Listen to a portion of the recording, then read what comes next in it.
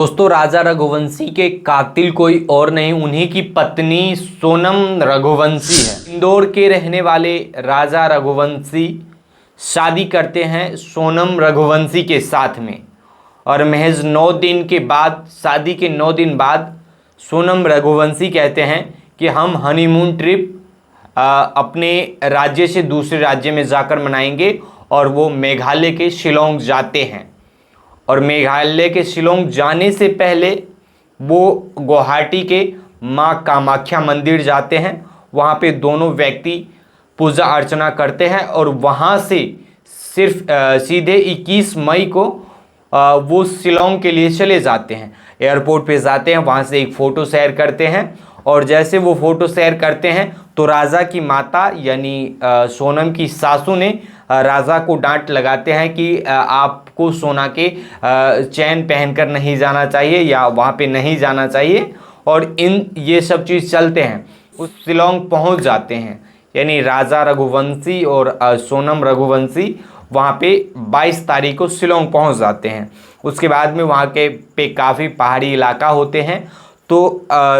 सोनम रघुवंशी अपने सासू माँ यानी राजा के माता से बात करते हैं, और उस समय तक सब कुछ ठीक चल रहा था। वो आराम से बात करते हैं, थोड़ा सा वो हकम रहे थे तो इसमें ऐसे सवाल किए, यानी राजा के माँ तो वो बोले कि ये पहाड़ी इलाका है, यहाँ पे उतार चढ़ाव ज़्यादा है, इसकी वजह से हम ज़्यादा हफस रहे या ऐसे हो रहा है, सांस ज़्यादा ले रहे हैं। ऐसा सब कुछ होने के बाद 23-22 को भी बात हुआ। 22 को अच्छे तरीके से दोनों के बीच में बात हुए, राजा की माता के बीच और सोनम के बीच। उसके बाद 23 तारीख को उनका फ़ोन बंद आने लगता है, ना तो राजा के कॉल लगते हैं, ना ही सोनम के कॉल लगते हैं। तब जाकर घर वाले काफ़ी डर जाते हैं, और बार बार ट्राई करने के बाद, यानी लगातार ट्राई करने के बाद उनसे कोई संपर्क नहीं हो पाता है, तो सीधे इंदौर से निकलते हैं राजा के घर वाले और सीधा वो शिलोंग जाते हैं। शिलोंग जाते हैं और शिलोंग के पुलिस से वो लोग संपर्क करते हैं, और वहाँ के पुलिस का जो सर्च टीम था वो इन लोगों से के बातों या इन लोगों के कहने के आधार पे वो अपना सर्च ऑपरेशन चालू करता है। और सर्च करने के बाद में ऐसा पता चलता है कि राजा और सोनम ने मिलकर एक स्कूटरी रेंट पे लिए थे। और ये चीज़ जैसे ही खुलासा होता है, जब स्कूटरी वाले बात सामने आते हैं, तो जहाँ से स्कूटरी वो लोग लिए थे वहाँ के ओनर से फिर जाकर मेघालय पुलिस संपर्क करते हैं, और वो जो टीम थे या स्कूटरी के जो ओनर थे वो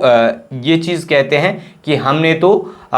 इस जगह से, फलानी जगह से हम अपने स्कूटरी को लावारिस स्थिति में वहाँ से उठाकर लाए हैं। और तब जाकर पुलिस की टीम में एक अलग ही माहौल हो जाता है कि क्या राजा और सोनम अब ऐसा लग रहा था कि इस दुनिया में ही नहीं है, और दोनों दुनिया से गायब हो चुके हैं, यानी दोनों ख़त्म हो चुके हैं। फिर भी एक टीम का गठन होता है मेघालय पुलिस के द्वारा। 50 लोगों का एक टीम बनाया जाता है, और उस टीम के द्वारा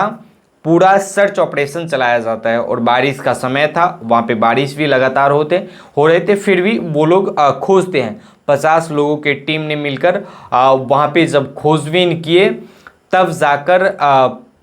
एक खाई में राजा का शव मिला, यानी राजा वहाँ पे खाई में गिरे हुए मिले थे। लगातार 11 दिन तक खोजबीन किए। उसके बाद भी पुलिस के जितने भी टीम्स थे, 50 लोगों को टीमों ने अब राजा के बाद सोनम को खोजने के लिए पूरी जान जी लगा दी, और लगातार ऑपरेशन जारी रखे, खोजबीन जारी रखे। और छानबीन या कह सकते हैं खोज चल ही रहा था सोनम को लेकर। तब तक इसी के बीच में ये मामला बिल्कुल हाई प्रोफाइल मामला बन चुका था। उधर गृह मंत्री अमित शाह जी के बीच में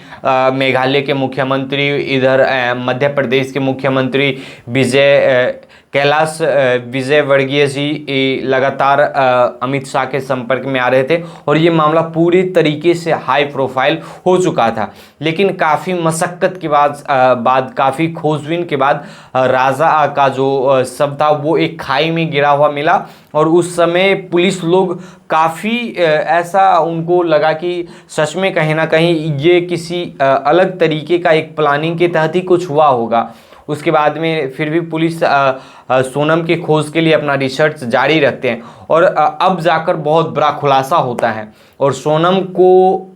जिंदा, यानी सोनम जिंदा मिलती है। वो सोनम जो लगातार सोनम को लेकर भी लोग कह रहे थे कि वो भी अब इस दुनिया में नहीं है, उनका ये हो गया वो हो गया, लेकिन जैसे ही सोनम जिंदा मिलती है और उन्हें यूपी के गाजीपुर से गिरफ्तार किए जाते हैं एक ढाबा पे। ढाबा से उन्हें एकदम गिरफ्तार किए जाते हैं और उनका भी गिरफ्तारी एक संदिग्ध हालात में होते हैं और जैसे ही वो गिरफ्तार होते हैं उसके बाद में लोगों को पैर तले ज़मीन खिसक जाते हैं और जैसे ही वो गिरफ्तार होते हैं उधर उन पे जांच टीम या उनसे पूछताछ होते हैं और उधर जो राजा की मृत्यु में 3 लोग जो शामिल थे वो भी अरेस्ट हो चुके हैं, उनसे भी पूछताछ करते हैं और तब जाकर मेघालय के डीजीपी साहब ने खुलासा करता है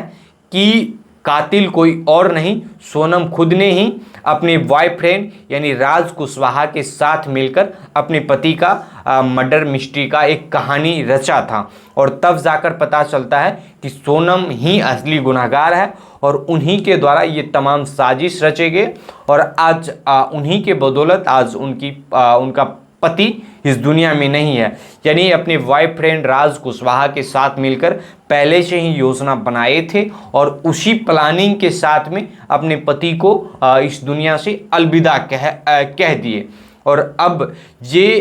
इन दिनों काफ़ी चर्चा का विषय बन गया। हालांकि इधर इनके माता पिता लगातार, सोनम रघुवंशी के पिता लगातार ये दावा कर रहे हैं कि मेरी बच्ची ऐसी हो ही नहीं सकती या ऐसा मेरी बच्ची कर ही नहीं सकते हैं, लेकिन उधर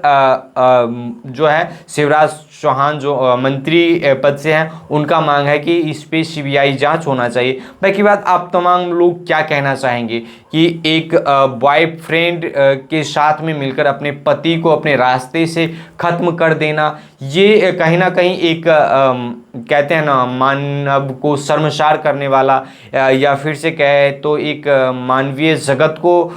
ऐसे चरित्रार्थ करते हैं या ऐसे शर्मसार कर देते हैं कि जो अपने जितने भी क्लोज लोग होते हैं,